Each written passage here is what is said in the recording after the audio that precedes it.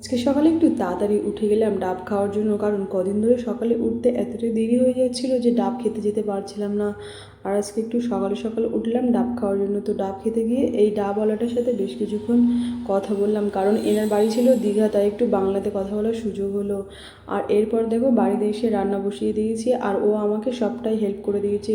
সবজি কেটে দিয়েছে, এদিকে আলু ধুয়ে দিচ্ছে, ডালটাও ধুয়ে দিয়েছে। আজকে রান্না হয়েছিল বেগুন ভাজা, ঢ্যাঁড়স ভাজা, আলু ভাজা, মটর ডাল, মসুর ডাল আর ভাত। আর এরপর সন্ধ্যাবেলায় গেলাম একটা দাদার সাথে দেখা করতে। এনার সাথে বেশ কিছু দরকারি কথা ছিল, তাই নিয়ে এসেছিলেন কথা বলার জন্য। তো আমরা তাই তিনজন মিলে গেলাম কফি শপে। আর কোথায় তাছাড়া কথা বলবো, এমনি তো বিজি মানুষ। তো ওনারা দুজন কফি নিচ্ছিল আর আমি এখানে বসেছিলাম। আমি বললাম যে আমি কিছু খাবো না, তাও বললো যে ঠিক আছে একটা কফি খাও, কিছু না খাও।